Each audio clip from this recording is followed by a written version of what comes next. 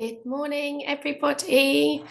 You'll have to excuse my voice. I'm just very slightly on the edge of something that I'm fighting off at the moment.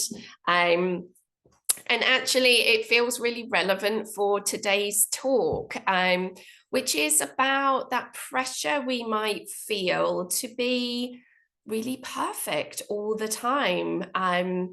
You might find, and I've certainly had it over the years, there's this assumption that a lot of my students have about what I'm like, and they might assume that I have this amazingly perfect diet, that I never eat junk food, super clean living, that I never get stressed, that I must be like the most lovely mum because I'm so zen all the time. That I don't get ill, for example. There's lots of these assumptions that our students may pick up, not necessarily from us directly, but just the ideas they've picked up about what it means to be a yoga teacher and what yoga can do for us. And, this in turn can put pressure on ourselves to sort of feel like we need to live up to that. And I'd invite you now as well to think about maybe what your own perceptions and ideas and beliefs are about what a good yoga teacher is.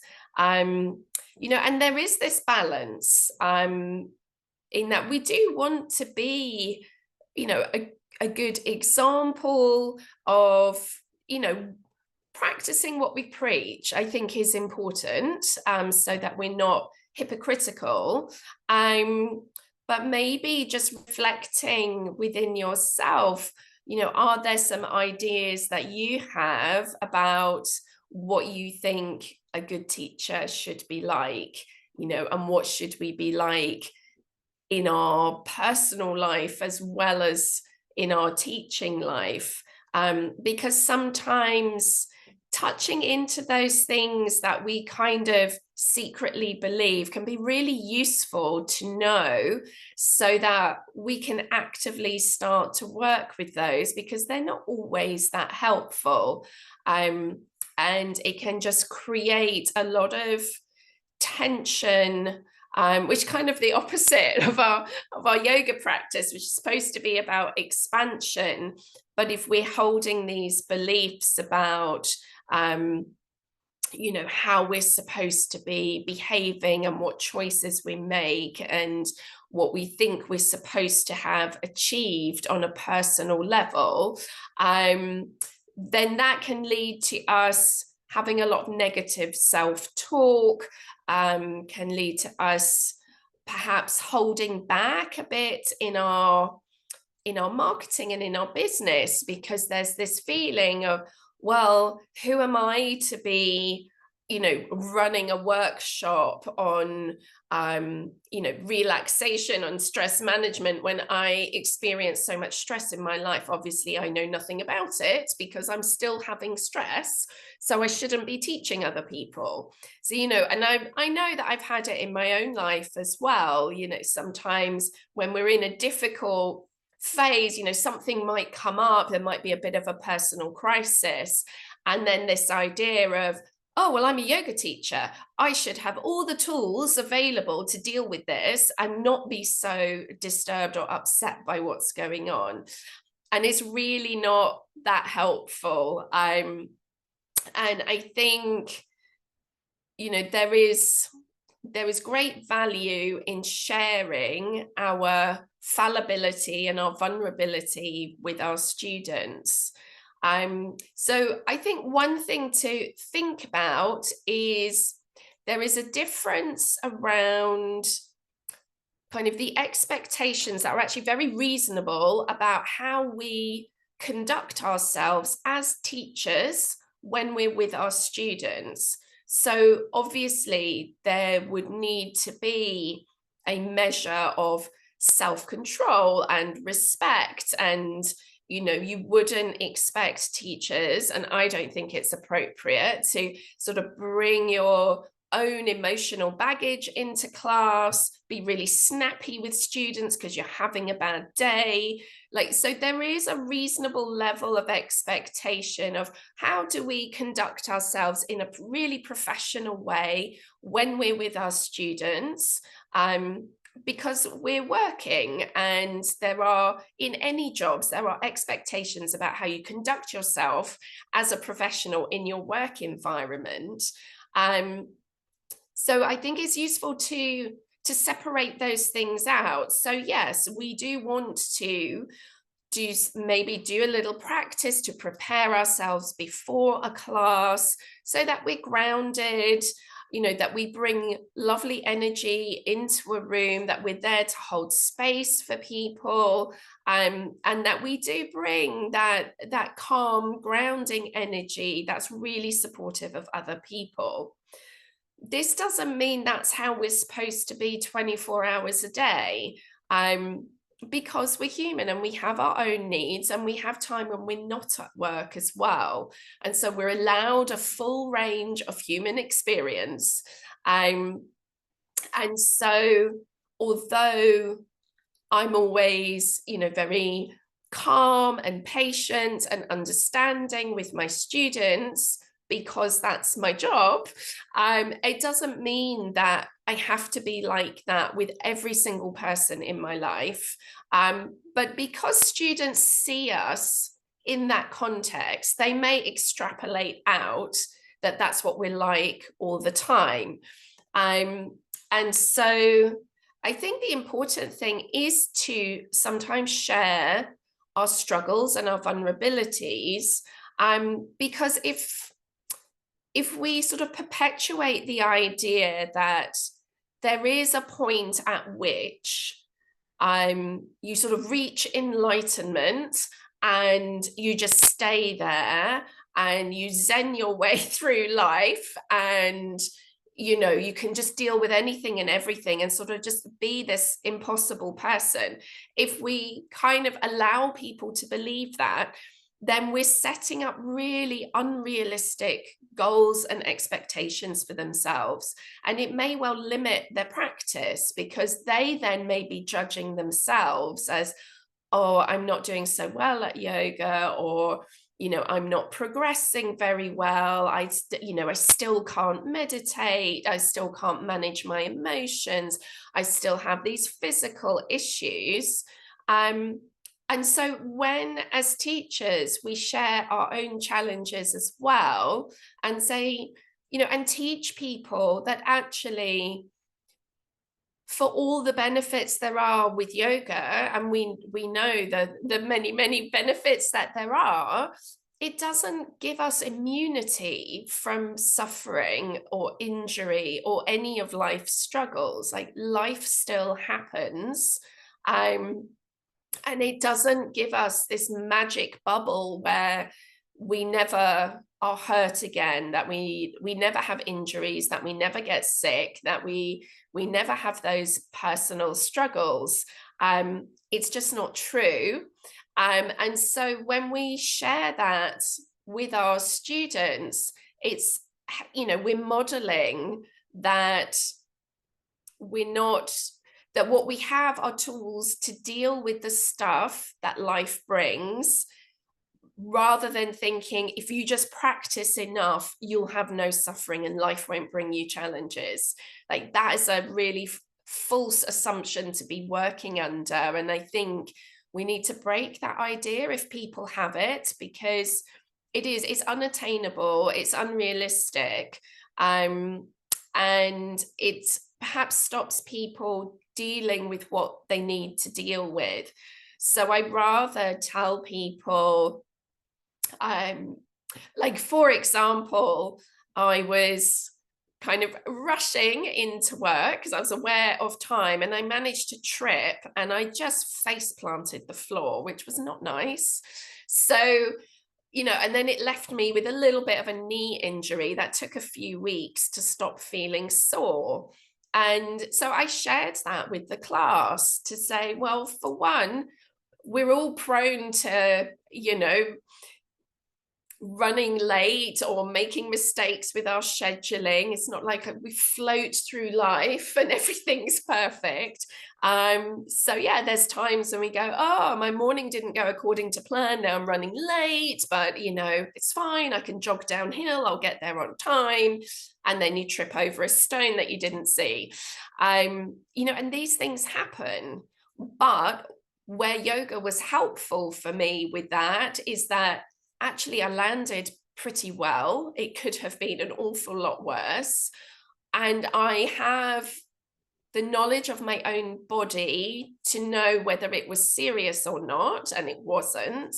And then I've got my yoga practices to help me recover more quickly, both emotionally from the shock of it and physically with some movement practices and some self-care to help myself heal, and demonstrating how I'm using a blanket to give my knee more cushion because I need it right now, like all of those things. So I think sharing those vulnerabilities rather than, like, I could have tried to hide it and not mention it to anybody because it was embarrassing or it was a stupid thing to have happened, and kind of pretend that I wasn't in that much pain and just kind of push through it all and try to look like I didn't have an injury. So, we kind of give this idea of being like glowing health, perfect yogi thing. And I think it was more useful for people to actually see that, yeah, like I had an accident on the way to class, and actually this is how you could deal with it. It doesn't have to stop you entirely, and equally you don't want to ignore it entirely and pretend it's not there. So that we're actually sharing with people the ways in which yoga can be helpful, and also just giving that reminder that it's not a path to never having a problem again in your life.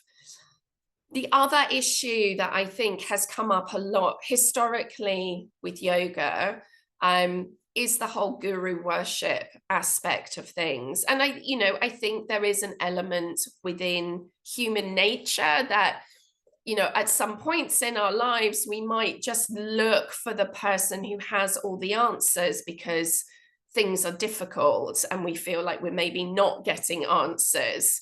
And there's a whole psychology around that. But I think to be conscious that I think it is part of human nature to sometimes seek that. And we need to be mindful that we're not allowing ourselves to be that person.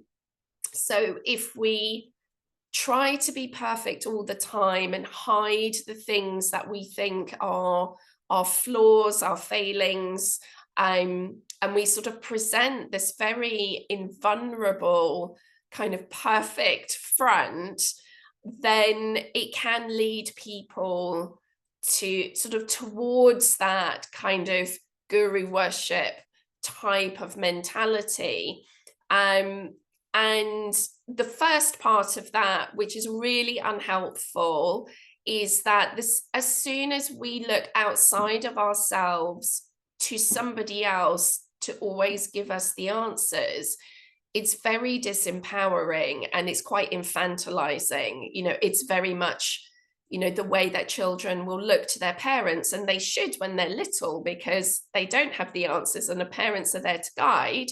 But as we mature into adults, then, we want much more internal referencing. And so as a teacher, we can be there to offer suggestions and information based on our knowledge and experience, but ultimately to put that back to your student and say, well, you choose, you decide. How does it feel in your body? How far into this posture do you think it's okay to go? Like, don't ask me because I don't live in your body.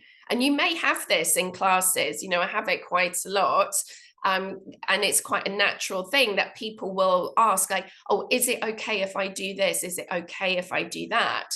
And I always try to turn it back to people and say, well, what do you think? You know, what's your feeling about this? How does it feel when you move that way? Does it feel like it's helpful? Or is it a sort of sensation that makes you want to retract because it feels like it might be injurious? You know, and so we can have a two-way conversation, but we really want to avoid being like the fount of all wisdom and knowledge. So that's the first part about, you know, that guru worship. And then what it can lead into, and has done many a time in bigger organizations, you know, is that whole culture of abuse that has grown.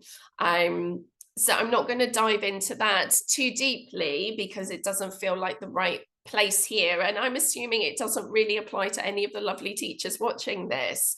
But I think that's how those things can start to evolve, that as soon as we have a teacher on a pedestal who has reached enlightenment or is perfect or who has all the answers, and we put that outside of ourselves, then you hand over power and control to somebody else, and they become this person who's never challenged. And I think for us, just on a personal level, you know, it is useful to have students sometimes in the right kind of way challenge us and go, oh, hang on a minute, that doesn't actually feel true for me. I don't think that's the right thing for me. Or can I just ask for clarification because, you know, my acupuncturist or osteopath has said this. And I've had some interesting conversations where people have challenged, and actually it's been really useful. And I thought, oh, actually, I hadn't heard that piece of information before, or that viewpoint. I'm going to go and look that up after class. And, you know, and sometimes you find a whole new area of research and information that can inform your teaching. So, you know, this whole thing of sharing a bit of infallibility, of saying, this is my training, this is what I know, but I don't know everything.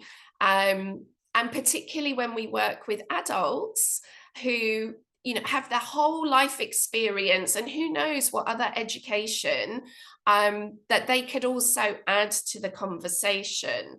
And so we create this situation where we have authority as a teacher, of course, because we do have our training and we do have our experience.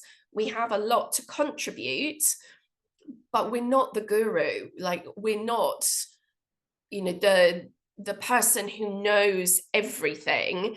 And so we can have this open conversation where other people can be contributors as well. And it really takes the pressure off. Like, it's really, really hard work and stressful to feel like you can't show vulnerability, that you can't show your emotions, you can't share your injuries, you can't share that life is difficult sometimes. You know, that's exhausting and it's unrealistic. I think what I would say about that in terms of our professionalism and our boundaries is that we're not bringing our personal baggage and raw emotions to our students and offloading onto them at all. I think we do need to be mindful of that. But I think we can share some stories or some insights about that are good teaching points for people, so that we're not deep in the experience in the moment, but maybe just sharing casually, like, oh my God, you know, in the morning when you're trying to get your kids to school and they don't put their shoes on and you're running late and you can feel that, oh, you know, there's the frustration and the rage coming. These are my coping strategies. So we can use it as a teaching point, but we're also sharing at the time is like, yeah, I feel that frustration too. Yeah, I feel angry. I feel like I want to scream. You know, it's part of a normal human thing, but I don't do any of those things because I've got some strategies of how I cope. And I think that's more useful to share. Is like, of course, we still have the feelings, we still have the challenges, but maybe because of what we have with our yoga practice, we are able to not let them completely take over and dictate our behavior. That maybe with our mindfulness and our breath work, we can get a tiny gap between, our emotion and, and ourselves, where we are able to have perhaps a little bit more self-control or find another outlet or whatever it is. But letting people know that, yeah, of course, we still have stress in our lives. We still have difficulties. We still have, the ability to be really hurt by other people, or or angered by injustice, or all of those things. We always still have them. Um, and so we actually then give people a much more realistic goal, rather than thinking, if I just keep practicing enough, I'm not going to have stress and anxiety anymore. It's like, well, you probably will, hopefully less, but you'll have ways of managing that stress and anxiety much more. You may have ways of, processing your difficult emotions, so you don't just get stuck there for a really long time with a sense that there's no way out.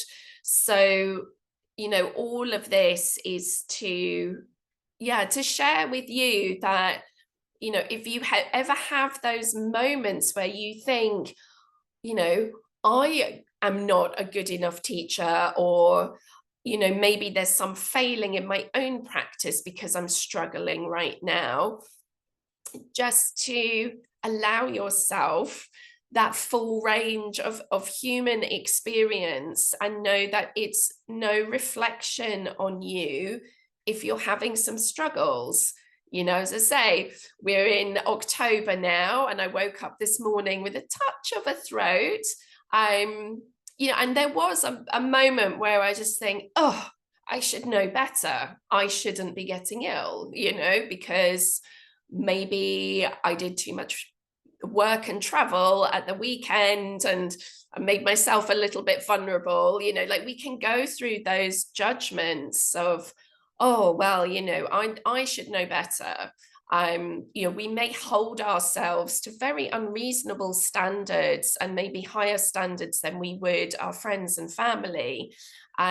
So just to give yourself a little bit of compassion and understanding, and to use all of these things as points of growth and development, that we accept that we are going to make mistakes sometimes, that nobody ever reaches that level of perfection, despite what you might see on social media, or people who feel that they've cracked life and everything's perfect. It never is. There's always stuff that goes on. And even in the best of lives, there still can be unexpected challenges, tragedies, things that happen. So yeah, I guess just dropping that pursuit of perfection, because we're kind of on a fool's errand if we're trying to achieve it, but rather looking at how is it we can continue to grow and develop, and what tools do we need for today, for this phase in our life? How does our practice develop over time to best serve us? And through doing that process, which is an ongoing refinement, this can inform our teaching and can also help us support our students who are going through their things.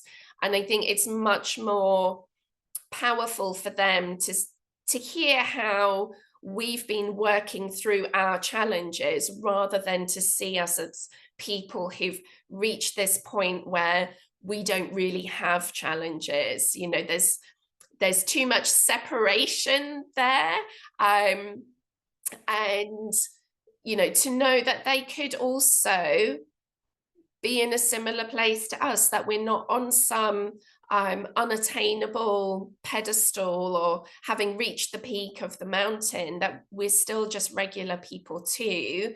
And we can share what we know to help them deal with the challenges in their life too. So I hope that's giving you a little bit of a boost and some food for thought, and maybe spending a little bit of time today to check in with yourself, maybe what your deeper beliefs are about, you know, what we should be like as yoga teachers, and what we think we should have achieved or be able to achieve, because that might just give you some little areas to work on to maybe shift some of those beliefs that might in fact be holding you back. So if there's been any little aha moments or things that have rung true for you, it'd be lovely to hear about that in the comments below. Thank you, Hayley and Diana, for joining me live. Lovely to see you here today.